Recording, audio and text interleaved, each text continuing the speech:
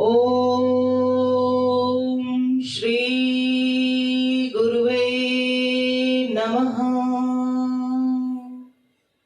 कमर सीधी, लटक कर नहीं बैठना।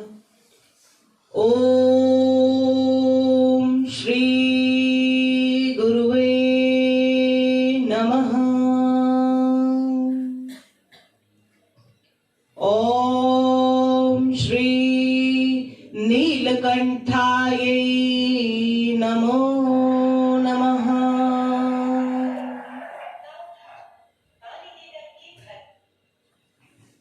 हे गुरुदेव, मैं आपके चरणों में कोटि कोटि नमन करती हूँ।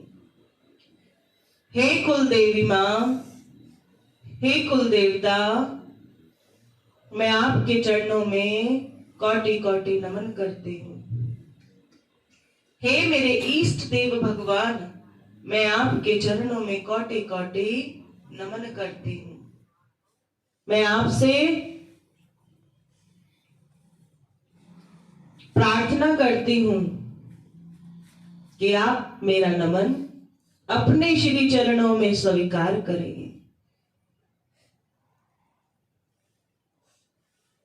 मैं अपने पितृ देव भगवान को कोटि कोटि नमन करती हूँ। हे पितृदेव,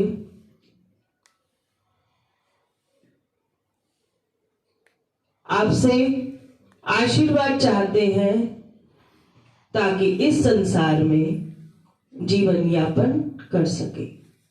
बोलो श्री सदगुरुदेव महाराज की जय हो।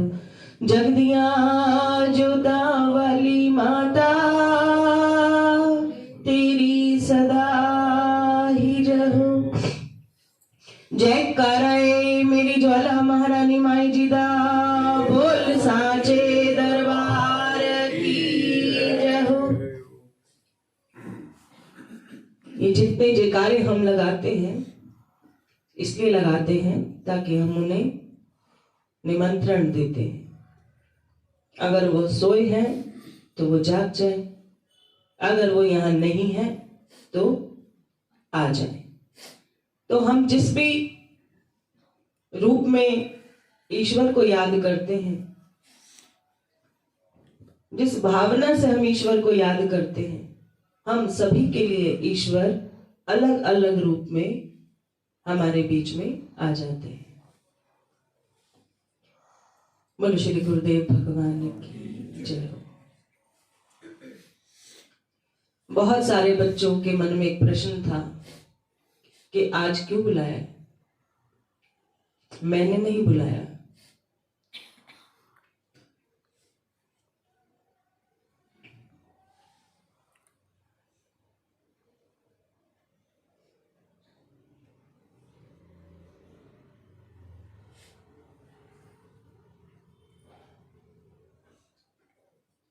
सुख में जो सिमरन करे,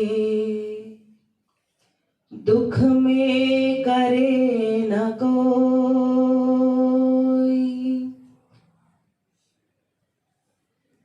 जो दुख में सिमरन करे,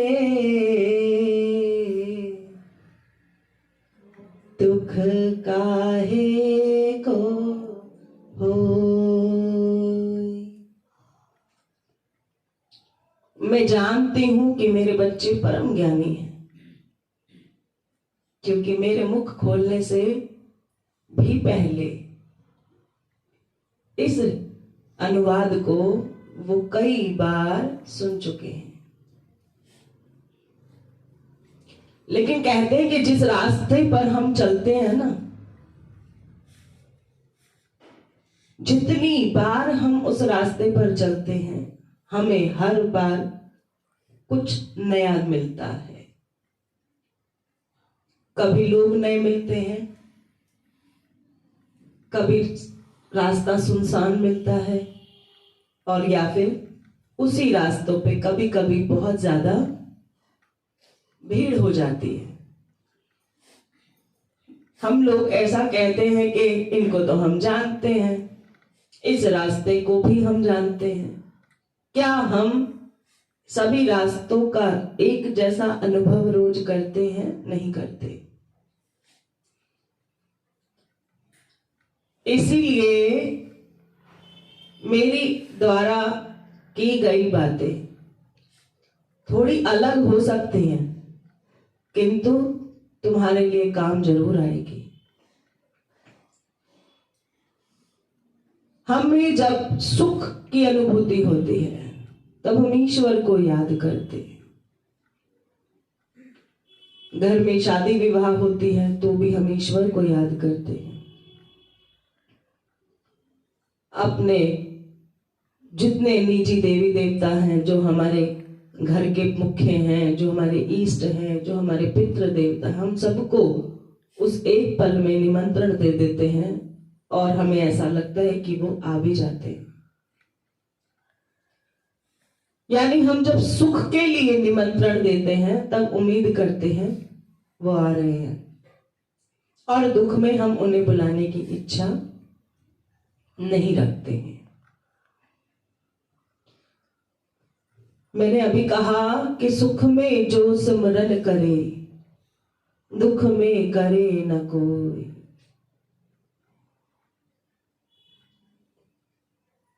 सुमिरन, जब हम किसी का नाम सिमरते हैं, पढ़ते नहीं हैं। सिमर क्या होता है? जो हमारी सांस सांस में जो नाम निरंतर चलता रहता है, उस रफ्तार को हम सुमिरन कहते हैं।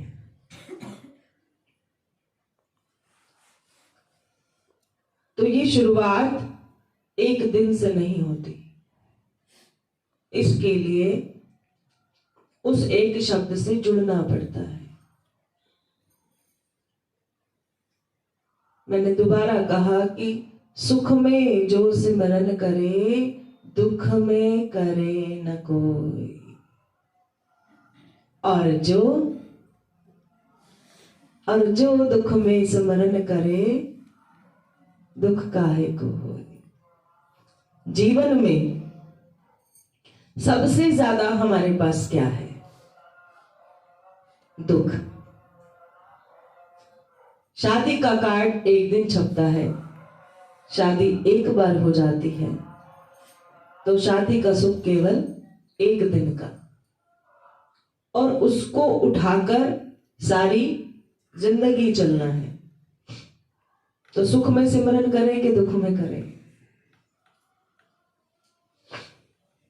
दुख में करें। सुख वाले दिन तो होश कहां थी? जब सुख आता है बहुत सारा, तब बुद्धि काम नहीं करती। उस दिन तो आत्मा उछलती है,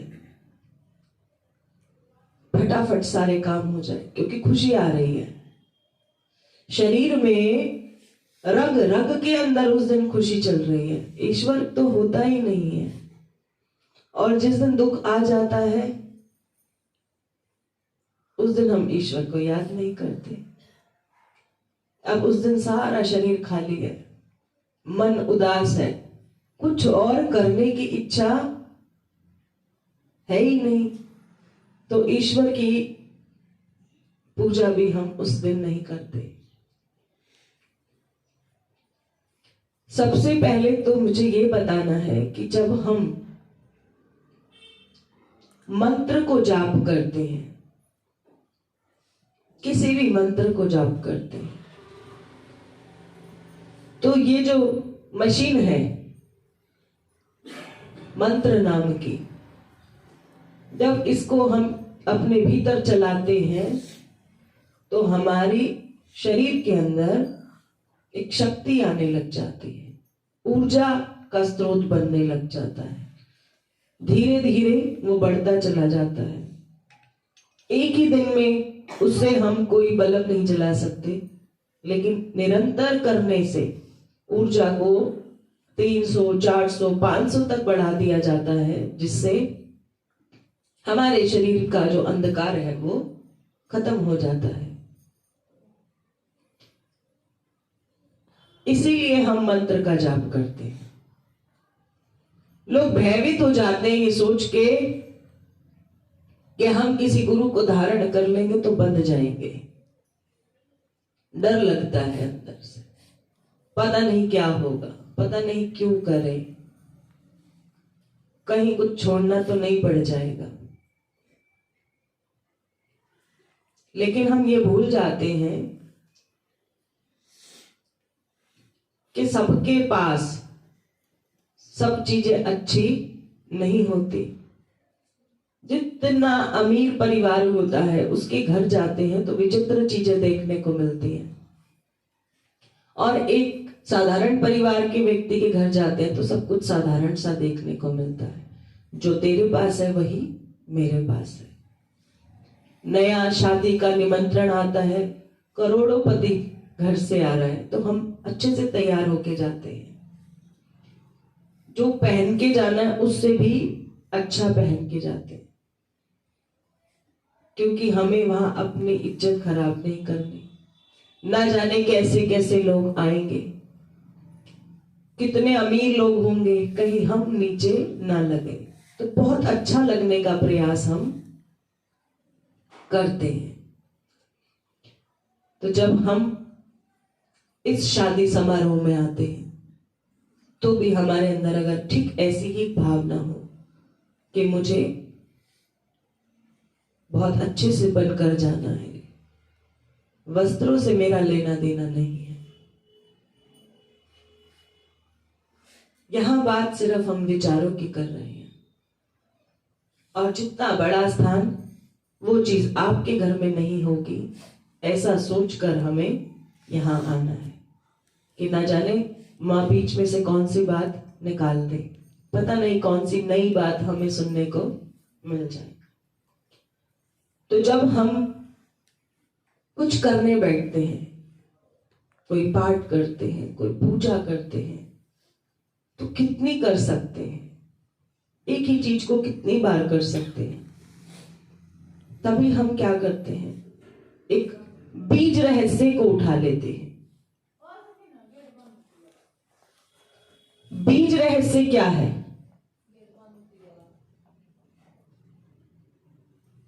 बीज रहस्य का अर्थ है, जैसे आपके पास अचानक से एक बीज भंडार की दुकान से एक बीज मिल गया,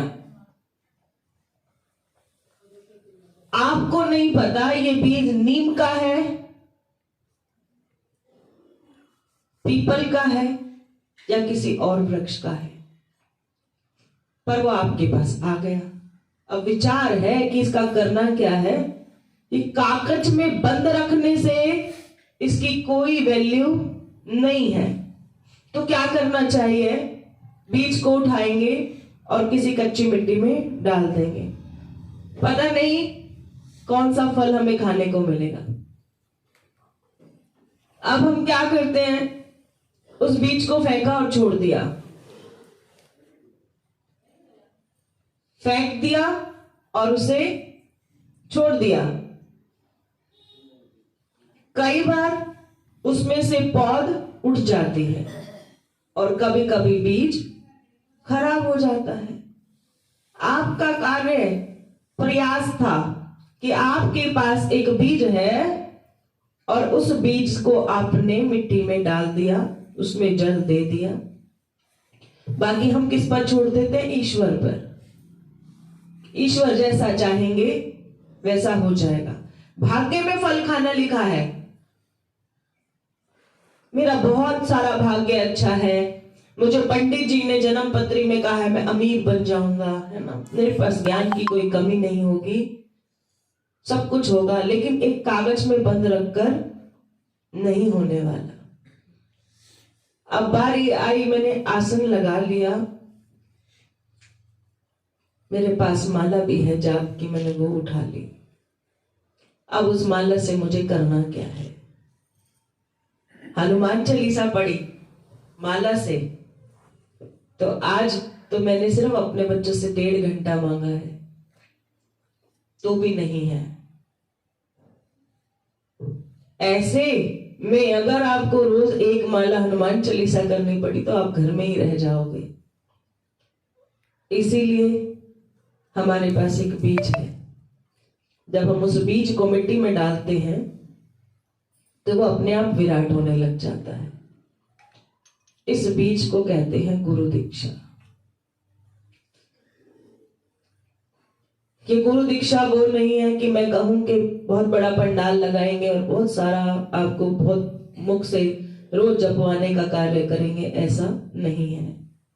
आप सबके बीजों को एकत्रित करके मैं यहां डाल दूं तो पेड़ तो यहां लगा ही हुआ है, आपको अपने घर में ले जाकर इस पौधे को लगाना है। जब आपके घर में से पौधे निकलेंगे, उसमें फल लगेगा, तो उसका आनंद मैं नहीं उठाऊंगी, वो आपको खाना है। संभव हो सके तो किसी को खिला देना, ना अच्छा लगे तो खुद ही खा लेना। अपना लगाया हुआ जो फल होता है ना, पौधा लगाते हैं फल निकलता है, कच्चा ही खा लेते हैं, क्योंकि हाँ ये हमारे घर में पैदा हुआ है। जबरदस्ती भी खा लेते हैं, उसमें रस भी नहीं होता। और बाहर वाले को खिलाते हैं, वो खाता नहीं है, वो कहता है कच्चा है, अभी तूने जल्दी कर दी, इससे अच्छा तो बाजार से लेकर खा लेता। लेकिन वो ये भूल जाते हैं कि जब कोई बहुत मेहनत करता है ना, तो उसको अपने कच्चे पक्के सारे फल बहुत मीठे लगते हैं। सुख में सिमरन करने का क्या अर्थ है?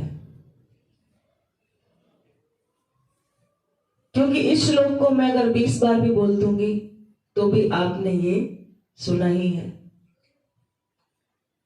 बात ये है कि सुख क्या है और दुख क्या है। दुख बहुत सारा है और सुख थोड़ा सा है। सारे दिन में, एक दिन में, एक हफ्ते में, एक महीने में ही हम खिलखिलाकर हंसते हैं। कभी कभी रोज तो चिंता इतनी है कि मुंह बंद करके अपना काम करते रहते हैं। जब हम ईश्वर के समक्ष जोत लगाते हैं, धूप लगाते हैं, नहाते हैं, धोते हैं, आसन बिछाया, माँ रानी की माला उठाई और अब जाप करने बैठे। अब माला उठाते ही पहला मन में विचार करा, उसके लिए नमन करा।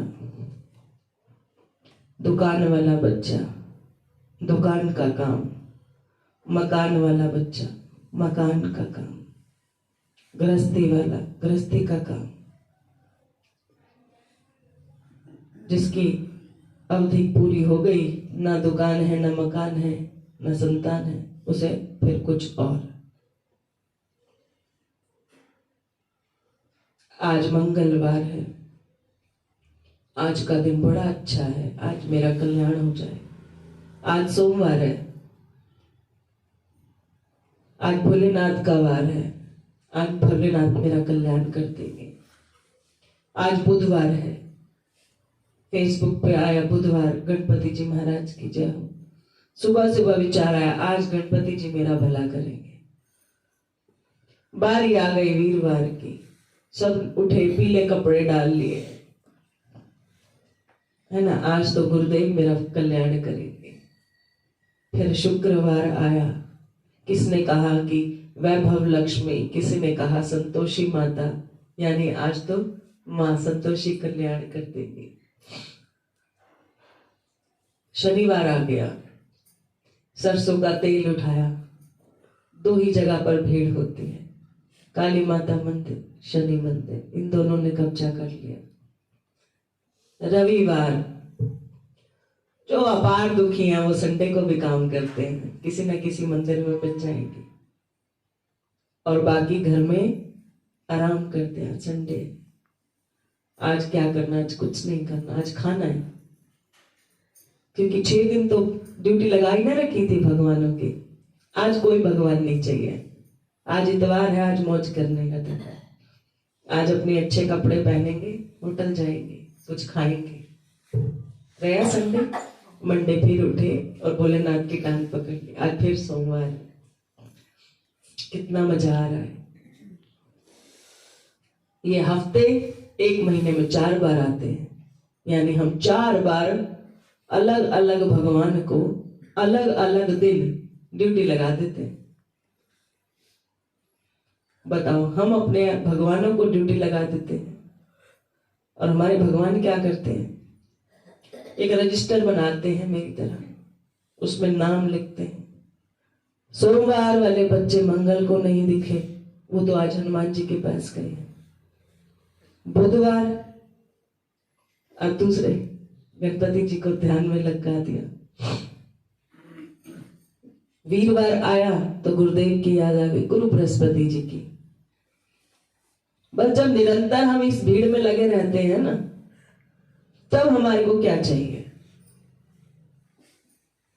कि वार चाहे कोई भी हो, मुझे तो एक ही वार पसंद है, जिस वार या तो मेरे गुरु मिल जाए, या मेरे इष्ट मिल जाए, या मेरी कुल देवी मिल जाए। जिस भगवान को नहीं, जिस वार को नहीं, जिसके लिए तुम्हारी आत्मा तुम्हें खींचती हो, ये सारा जीवन उसके चरणों में समर्पित है। वार चाहे कोई हो, एकादशी हो, पूर्णमासी हो, द्वादशी हो, मावस हो, फिर यहां पर इस बात की सीमा खत्म हो जाती है। क्योंकि आज ऐसा नहीं बोलते कि अगर मेरे को अपने गुरु को याद करना है तो आज वार गुरुवार नहीं है। गुरु का वार उस दिन से शुरू हो जाता है जब हम उसके श्री चरणों से अपने आप को जोड़ लेते हैं। तो जैसे ही हम अपने ईश्वर का ध्यान करने बैठते हैं तो हम अपने समक्ष किसे याद करते हैं? गुरु को, अगर है तो। अब है ही नहीं गुरु, तब सोम से लेकर रविवार तक की कथा फिर चालू हो जाती है।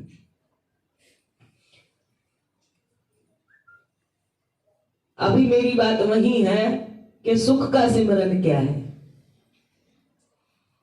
हम सब इनके समक्ष अपने ईश्वर के, अपने गुरु के लगे हुए हैं, मांग रहे हैं,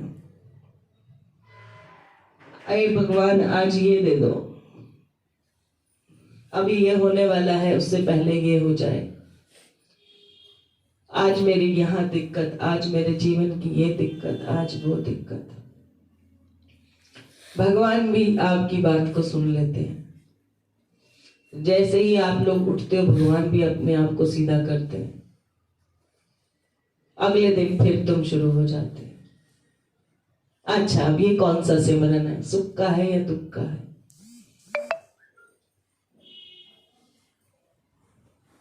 अभी तो सारे जाप कर रहे थे, माँ मेरी शादी हो जाए, जिसकी शादी हो गई उसका बच्चा हो जाए, मेरा बच्चा हो गया तो बेटा हो या बेटी हो, फिर आज्ञाकारी जरूर हो, मेरी आंख दिखाते ही वो मेरी एक ही बात में सारी बातें मान जाए। इसी सिमरन को हम कौन सा सिमरन समझते हैं? दुख का सिमरन। गिड़गिड़ाते हैं परमात्मा के आगे, नहाए जरूर है, आसन भी सही है, धुला हुआ भी है, माला भी मैंने बहुत अच्छी वाली ली है ना, ये दीक्षित माला है, इसमें ऊर्जा है, सब कुछ है, लेकिन हम बैठे किस रूप से बैठे हैं? वो सुख का है या दुख का है? उस ईश्वर को देख के अक्षुधारा बह रही है, क्या ये सुख है? आप किसी शादी में जाते हैं, स्टेज पर जाएं, फोटो खिंचवाने का समय आए और आंखों से आंसू बह रहे हैं, वो कहेंगे क्यों रो रही है? वो नहीं, मैं रो नहीं रही हूं, तो मेरी खुशी के आंसू है। रोगे ही नहीं भाई साहब, शक्ल खराब हो जाएगी, सच्चाई कह रही है। जिस रूप को बनाकर आप ईश्वर के आगे जाते हैं, वहां पर हम अक्षुधारा बहाते हैं जब हम पाठ करने बैठ जाते। कुछ भी कर रहे हैं, हम बस कर रहे हैं, मांग रहे हैं, कर रहे हैं, 3 चालीसा 5 चालीसा, ये भी मंत्र, वो भी मंत्र, इतनी सारी कथा, इतनी सारी बातें, इसमें आपका जो पाठ है वो दब जाता है। विचार दबा देता है उस पाठ को। ऐसे में आपका पाठ ईश्वर को समर्पित हुआ ही नहीं कभी। कोई फर्क नहीं पड़ता कि आपकी उम्र 18 है, आप 28 हो, आप 38 हो, आप जहां तक मर्जी पहुंच जाना। एक सिमरन सुख का ऐसा होता है जिसमें बड़ी भावना के साथ ईश्वर के समक्ष आकर बैठते हैं। और हमारी कमर कैसी होती है? सीधी करते हैं ना। कैसे कमर करते हैं हम? बिल्कुल सीधी कमर करते हैं। हाथ कहाँ रखते हैं? तो ऐसा किसने कहा कि ये हाथ हम तब रखते हैं जब हम हवन की आहुति डालें? अभी 1 तारीख को हवन होगा, तो मेरे सारे बच्चों को सिखाया गया ऐसे कर लो। कोई ऐसे करेगा, कोई ऐसे करेगा, है ना। पर सिर्फ हवन में हम ईश्वर के समक्ष जब अपने आप को कमर सीधी करके बैठते हैं तो उनके अंदर हम क्या पैदा दिखाते हैं कि हम कैसे वाले बच्चे हैं आपके, है ना। बहुत साहस है प्रभु मुझ में कि मैं तेरी संतान हूं। और जैसा नूर आपके इस चेहरे पर है तो हूं तो मैं आप ही की संतान, तो फिर मैं ऐसा क्यों हूं? अगर हम पाठ करते समय बड़े सुंदर भाव के साथ मन को बिल्कुल प्रसन्न करके और माला को उठाकर जब ईश्वर का ध्यान करते हैं तो वो वाला पाठ जो होता है सुखमय पाठ है। और जिसको आप सुखमय पाठ समझ रहे हो वो कौन सा पाठ है? दुख वाला पाठ है। तो सुख में जो सिमरन करे दुख का एक हो। लेकिन ये गलत हो गया ना जो मैंने कहा। आपको कौन सा सिमरन करना है? सुख वाला करना है या दुख वाला करना है? सुख वाला। सुख में जो सिमरन करे दुख काहे को होए। तो आपको आज से इस सिमरन के रास्ते में चलना है जहां बड़ा आपका सुंदर चित्र हो, जहां आपका सुंदर चरित्र हो, जहां आंखों में चमक हो, मन दुखी नहीं हो। अब ये कैसे संभव है? लेकिन जैसे जैसे हम चलते हैं अपनी राह पर, आपने कभी देखा है ना, जैसे पहाड़ से हम उतराई करते हैं तो हमें कोई रोके तो हम रुक नहीं सकते। हमारी स्पीड ऐसी है कि रोकने वाला भी अगर रोकेगा तो वो भी हमारे साथ साथ गिरने लग जाएगा। तो अब आप अपने पापों के हिसाब से बहुत ऊपर जा चुके हो और अब नीचे आने की बारी है। तो उसी स्पीड से ही उतरना है जिस स्पीड से तुमने पाप किए हैं। दिल पर हाथ रख लो, पता है ना किए हैं, और बहुत सारे किए हैं। ऐसा नहीं समझना कि हम पापी नहीं हैं। एक बार इधर देखा, एक बार इधर करा और गलती कर दी। बस आज समझ लो कि आपने जब इधर उधर देख के गलती करी, आप उसी समय उसकी कैमरे में कैद हो गए। अब ईश्वर अगर आपको आपकी वीडियो दिखा दे तो आप क्या कहोगे? हम कितने पापी हैं। शर्म आ जाएगी आधे घंटे तक अपनी वीडियो देखते रहे तो। कैसे बैठा था मैं, कैमरे वाले ने बताया ही नहीं। कितना जलील की तरह मैंने खाया, कैमरे वाले ने बताया ही नहीं। नहीं तो मैं अच्छे से खाता, कहीं गिराता नहीं, एक भी शब्द मैं गालियों के द्वारा ना देता, क्योंकि सारी वीडियो मेरी खराब बनी है। ऐसी वीडियो को मैं किसे दिखाऊंगा? कपड़े मेरे इधर उधर गिर रहे हैं, खाने की मुझे अक्ल नहीं है, मैं गाली दे रहा हूं, मैं उल्टी सीधी बातें कर रहा हूं, मुझे बैठने का सलीका नहीं है, मैं जहां मन करता रोने लग जाता हूं। एक ही जगह जीवन में रहकर मैं 10-10 जगह भीख मांगने जाता हूं। भगवान कहेगा लो जी, जीवन का सबसे बड़ा भिखारी। आज शिव शक्ति धाम, कल इस धाम, कल उस धाम, ये तो हर जगह मांगने जाते हैं। मांग किससे रहे हैं? ईश्वर से। फिर जगह क्यों बदल रहे हैं? मिल तो एक ही जगह से भी जाएगा, क्योंकि आपकी भावना में ही खोट है, आपकी पूजा में ही खोट है, आप खुद ही खोटे हो। कह दो जय माता दी। इसलिए मैं आप सबको कहना चाहती हूं कि अगर आपको सिमरन करना है तो मांगना नहीं है, पहले उस चीज के लिए शुक्र अदा कर दो जो तुम्हें मिला है, मुझसे नहीं।